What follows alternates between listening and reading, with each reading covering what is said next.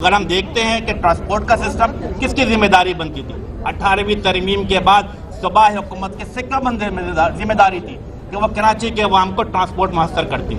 सिंध हुकूमत की बुनियादी जिम्मेदारी बनती थी कि कराची के अवाम को जो पिछले 14 साल से पानी के बूंद बूंद को तरसाया हुआ K4 का मनसूबा मुकम्मल करते। लेकिन अल्हम्दुलिल्लाह again we are very much thankful to the federal government. वफाक हुकूमत ने क्या किया, असद उमर भाई खराज तहसीन के मुस्तहक है कि वफाक हुकूमत ने क्या कहा कि अगर K4 का मनसूबा 10 अरब की कॉस्टिंग हो या 100 अरब की कॉस्टिंग हो, वफाक हुकूमत ने कहा हम इसे मुकम्मल करेंगे। अगेन ये क्रेडिट जाता वफाक हुकूमत को।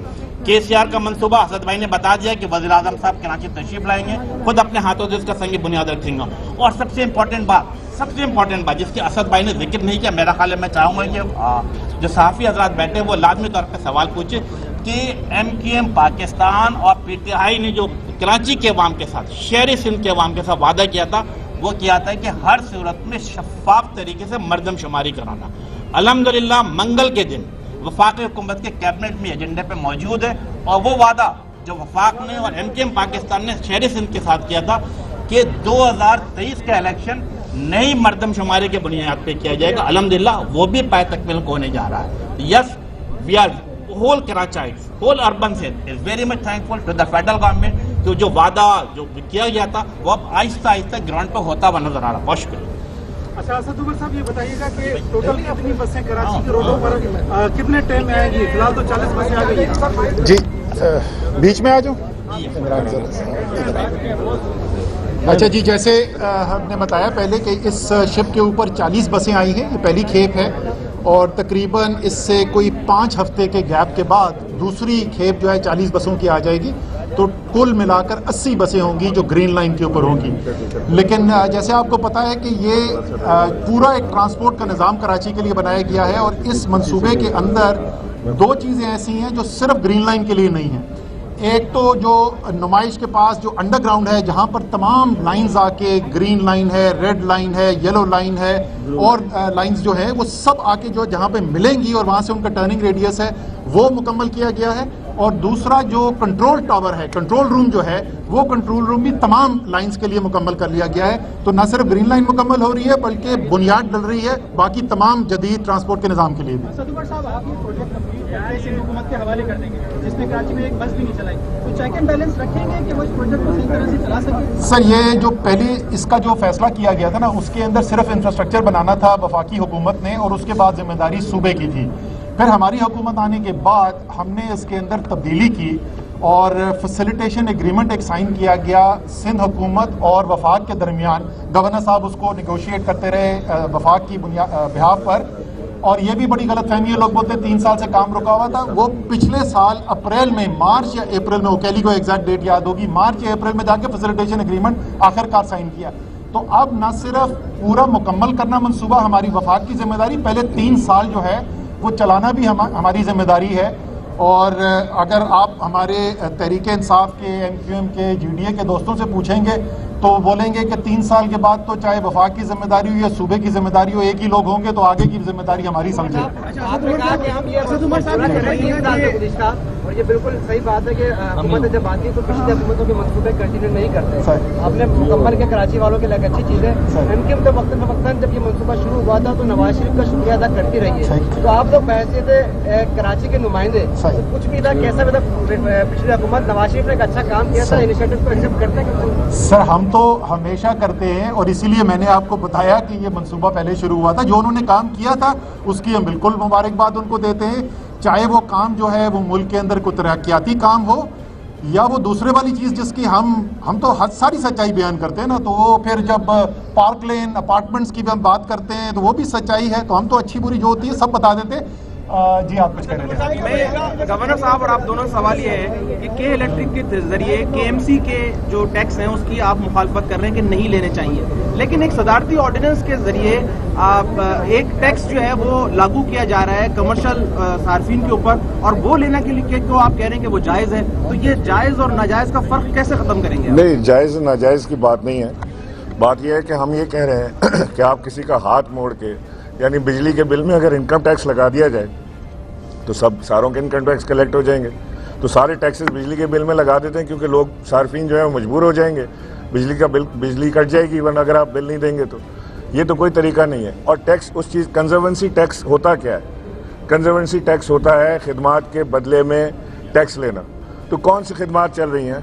यहाँ पे कचरा उठा नहीं रहा है कराची का, नाले कराची के वफाक ठीक करा रहा है, पानी कराची में मौजूद नहीं है, पीने का पानी मौजूद नहीं है, हॉस्पिटल्स नहीं है, यहाँ पे अस्पतालों की हालत देखें, स्कूलों को देखें, स्कूल के डेस्कों को देखें। वो अलीम आदिल शेख पता नहीं किधर है, मैं उसको ढूंढ रहा था, वो सुबह जाके बसों की हालत दिखा के आया है, वो बसों की हालत देखें। ये सारी चीज़ें पहले इनको तो ठीक कराएं ना, उसके बाद सारी बात करें। और टैक्स लेने की ताकत इदारे के अंदर खुद होनी चाहिए, ना कि वो दूसरों के कंधे पे चढ़ के इलेक्ट्रिक से जाके सारों के टैक्सेस रिसीव कराए। ये बात ये हैदराबाद में नहीं हो रहा, ये हैस्को नहीं कर रहा, ये सेप्को नहीं कर रहा, वहाँ नहीं करवा रहे। सारे तजुर्बे कराची में होने हैं, ये हमें मंजूर नहीं है। दो चीज़ों को पहले मैं जरा दो चीज़ों के बारे में बात कर लूँ, उसके बाद मैं आपका सवाल ले लेता हूँ। दो चीज़ों के बारे में बात कर लूँ।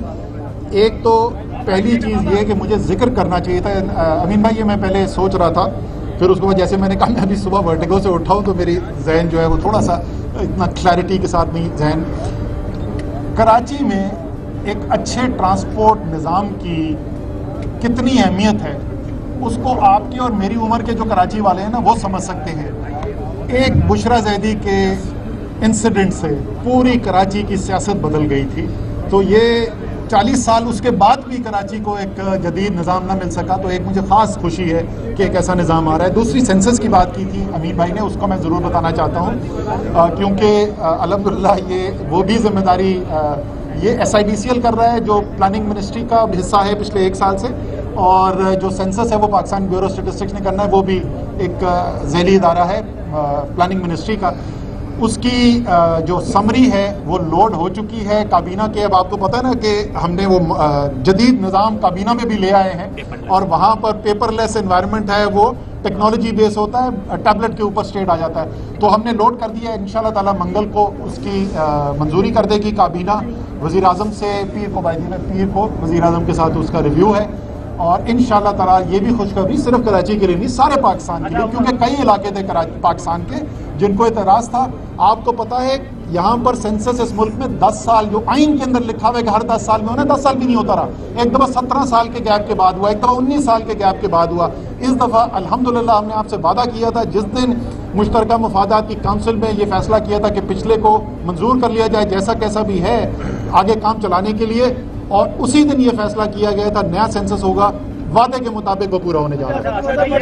कि आपने कहा कि सारे आपके साथी है, GDA का भी एक इजलास हुआ था 3-4 दिन पहले पिस्सा पगारों की क़यादत में, वहाँ पे GDA के जो भी मेंबरान थे उन्होंने वफाकी हुकूमत पर सख्त अफसरात का इज़हार किया है कि उन्होंने कराची एक डिवीज़न है, बाकी सिंध के 24 अजला हैं वहाँ पे अभी तक कुछ भी नहीं कर सकी है PTI सरकार, तो वो उनमें मायूसी पाई जाती है। अच्छा, मैं आपको बताऊँ, मैंने 3 साल हुकूमत में आने के बाद अगर कुछ सीखा है ना तो वो ये सीखा है कि अखबार में अगर कोई खबर पढ़ो या टीवी पे कोई ब्रेकिंग न्यूज़ देखो ना तो फौरी तौर पर उस पर यकीन ना कर लो।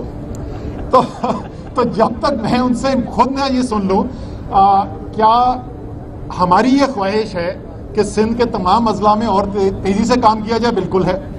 जैसे मैंने आपको बताया कि सिंध कराची ट्रांसफॉर्मेशन पैकेज जो है उसका ऐलान सितंबर पिछले साल 1 साल पहले वज़ीर आज़म ने किया था। सिंध पैकेज जो है उसके कई माह के बाद, यानी जो बाकी 14 अजला हैं उनके लिए वज़ीर आज़म ने ऐलान किया था, लेकिन क्योंकि उसमें छोटे और बड़े मंसूबे दोनों थे तो वहाँ पर छोटे मंसूबों को तो मैं खुद जाके इफ्तिताह कर चुका हूँ। खुशखबरी आपके लिए इसी चीज़ के ऊपर, और GDA के दोस्तों के लिए भी, हर सिंध के रहने वालों के लिए, हैदराबाद सखर मोटरवे जो है उसका अभी जुमे के दिन सुबह P3 है, वो भी एक प्लानिंग मिनिस्ट्री का ज़ैली इदारा है।